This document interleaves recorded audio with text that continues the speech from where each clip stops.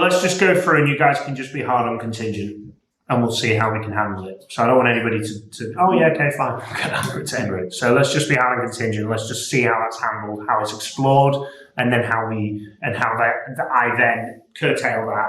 It's unlikely that you're going to sell to a no. So this is the exit route. So let's say there's a level of contingent, but there's an interest in retained, but it may or may not go any further because you wouldn't sell to a hard no on the retained basis.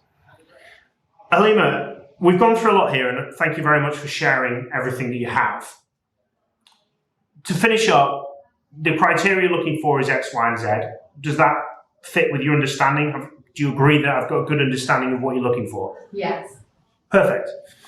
So I've asked a lot of questions of you. What do you want to know from me? Just how do you work? We've got two main services that we offer new clients. One is our contingent model, which I'm assuming you're familiar with in the past. Yeah. And our other is our engaged model, which is, in essence, the equivalent of what our competitors would offer as a retained search, but I wouldn't measure ourselves against them. And the reason we call it engaged is because it's far superior and better, but of course I would say that. How have you typically worked with firms in the past? Contingent. Why have you chosen the contingent route over potentially retained? Because we've got the results and haven't had to pay anything up front for it. Beautiful answer. If I was to play devil's advocate here, Halima, with this particular search, you've shared there's a lot of urgency, there's a lot of pain here. You're obviously competing in a tough market. I'm sure every recruiter would say that. Would you, at what point, whether it be now or in the future, would you consider something more proactive in order to fill this search? No, because we've got results. So if we didn't get results, then yes, but not now. I didn't ask whether it was now. I put it whether it is now or in the future, would you consider? So at what point does this position become where we can't fill this role, we're going to have to look at something different beyond contingent, recognizing completely that you have had success in the past on a contingent basis? 12 months. 12 months. Okay, perfect. So we've now got a level of urgency. We've now got a level of there's not a lot of pain here to sell retained. I'm not then going to go. I always ask for permission to sell an engaged search unless I'm not going to offer the contingent model. And I've already offered the contingent model on the basis of the previous prior conversation and the setup that we've already had of this discussion.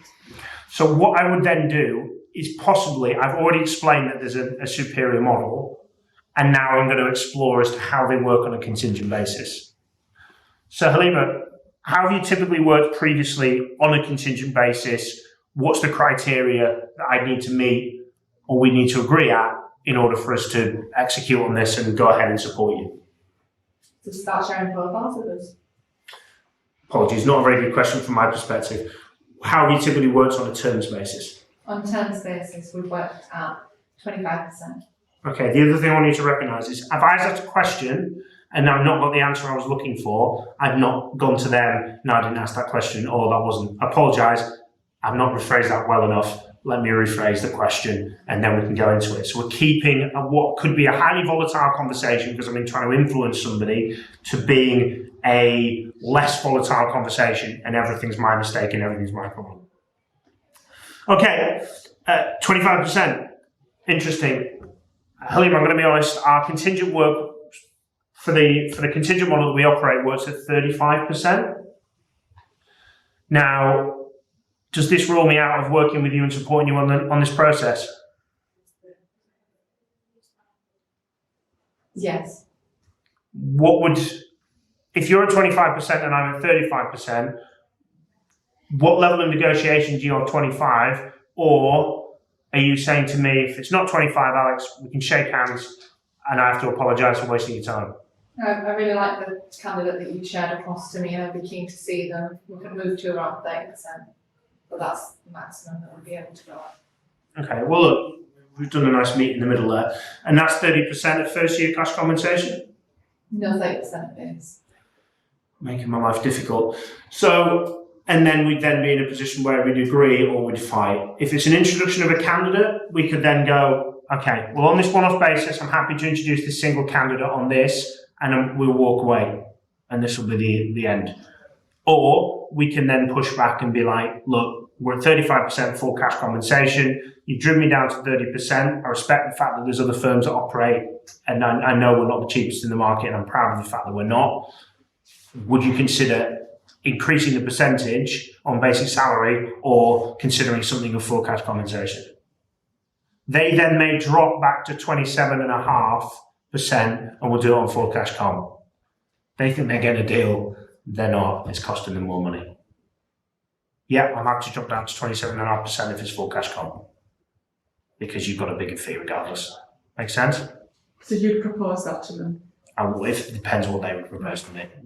So it depends on what level they're coming in the negotiation wise, because 27.5% of full cash comp is larger than 30% of basic salary. But I don't think many private equity firms, if you said that to them, would They say I've had one. full cash comp. They may do. I have had multiple instances, and one that I can remember recently where they've dropped it, one of which was middle ground capital. They We're didn't question you on 32%, and they went, well, can we do 30% full cash comp? And I went, yes. So it's asking the question and not going, yes. Even if they say no, would you consider low percentage? You could ask them, would you consider low percentage for full cash comp? Because that's typically where we were. Yes, no, you've got options there of how to do it. You then agreed on contingent. Any questions on that? The next thing I want to ask for feedback is, nobody's going to have written down any feedback on the basis that everyone's going to have written down what they've learned from the session. Has anybody picked up anything that they would share as feedback for me on how I can improve that conversation? You asked a lot of questions that could have been answered with yes or no. It's a limited, but I think you were trying to lead the conversation, so I see why you did it. Close and open questions. We want to, in negotiations, we can lead that conversation. It's good feedback. I'm not going to deny it. I've got the beauty of being able to listen back to this. It depends on where you're leading a conversation down it. And this is why when we drill open questions in your vacancy take on or your search take on, and then when you get to negotiation stage, they can be powerful. And it's about taking somebody through, if you want to go down the NLP route, the yes, yes, yes, to get more yeses to get there, or understanding somebody's position so you can be able to sell to them. Would it be something you'd consider? No. Perfect. We know where we're at. Maybe. It can be, yeah, and it can just make the conversation. When you've got somebody highly volatile, if you're a good, if you're a good salesperson, if you're an experienced salesperson who's used to dealing with difficult people, closed questions can be a useful tool for you. If you are not, and you don't know what your next question is, you will fuck yourself when you ask a closed question. Because when they go, would you consider contingent? And the first answer they give is no, and you go, I don't know what the fuck to say now. Because my script says that I now need to pitch some kind of level of retained search, and you're not going to get that. Any other feedback? But yes, that is good feedback, and I agree with the message. You probably adapt depending on who you're speaking to, but there were times in which I thought the questioning process, which I understood what you were doing, felt long. So if you're on a call with somebody else, it could be that they've already switched off at some point. Because if you think in this scenario, you've already taken a vacancy down, it's probably a half an hour call. You may not have the time to go in depth, and they could say, well, we only work contingent, tell me about your contingent, and then go away. So I don't know if you would have the time to be able to go into that level of depth. Yeah, agreed. Good feedback. I like something, Alex, that I wrote down, because I'm taking notes of my first time sitting in. I liked the potential pain points. So even though there wasn't anything right there and then, it was that long-term sort of strategy, which I think then brought some urgency into it, because it kind of makes you think, oh shit, actually, where are we going to be in that down the line? Are we going to be stuck in a situation where actually Raw could help us out? So I like the potential pain points. So there might not be any pain points right there and then, but I think highlighting them down the road actually probably highlights them now as well. Yeah, it is the early part of the conversation you want to understand, and this is exactly what Liam was saying, if we could have a structured process on this and some kind of structure, which we have cards for, but we haven't used them in a while. You would know that from the beginning, and if that was the beginning process, you are not going to go down the route of pushing a retainer. You are literally going to tell the client that it's not right for them, because that's different than every other firm. And they may go, well, actually, this is an issue, that is an issue. You may get more pain points out of them. It depends on the individual who you decide to. But yeah, so simple. Is that you basically going, if there was no real pain there, but you've got a good vacancy which you could work on, you basically just go to, we have two methods of working. The one that's going to suit you best is contingent. I'm not here to push you down something that I don't think is appropriate, kind of thing. Yeah, so absolutely. We've got two methods of operating.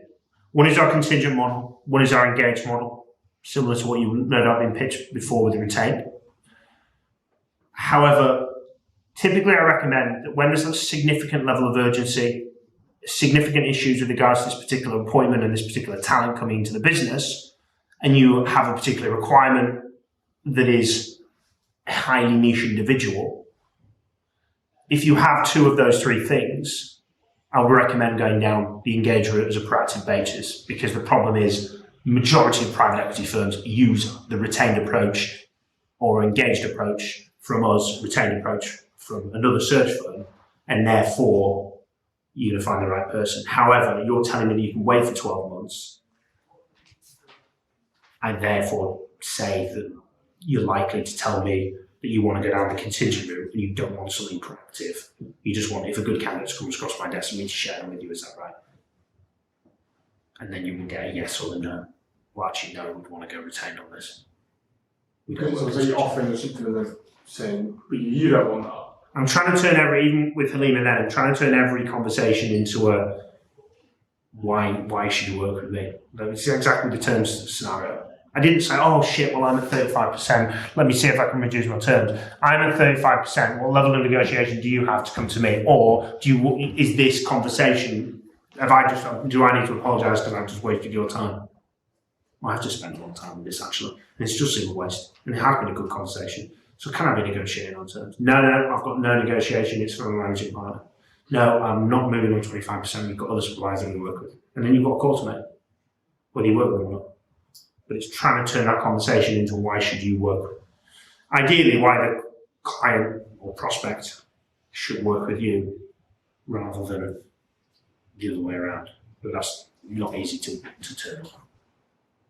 It's certainly not easy for everyone. I'm probably going off PC, but in terms of level of negotiation, so for example, if they're at 25, we're at 35, do you make that call on the call, or do you say, look, I'm going to go away, come back to you? So you've got multiple options. The difficulty for me is I can't go, I'll go have a conversation with myself and then I'll come back to you. I could use that line and say, look, I need to give this some consideration. What I tend to make a call on is, do I have enough searches that this would get my level of attention of a quality level? And if the answer to that question is no, then I'll turn them down and say, look guys, this isn't going to be right for us right now. If I come with more availability, I'll come back to you and we can have a conversation, but I'll be candid. I'm working with other firms currently, which if you want to see what those firms are, I can send you to the case studies, that have a higher percentage than you and that I'm working with them on an engaged basis. If I take on this search with you right now, you're going to tell me that I'm not very good at recruitment. And you'd be absolutely right in saying that. So I'm going to politely say, I apologise for wasting your time, I'm really glad we got to know each other. And you can do it like that, or you can agree that because you've got no vacancies, no searches on at the moment, and you take the search on, or you've got searches that you feel are less urgent and less likely to fill, and you'll take that on.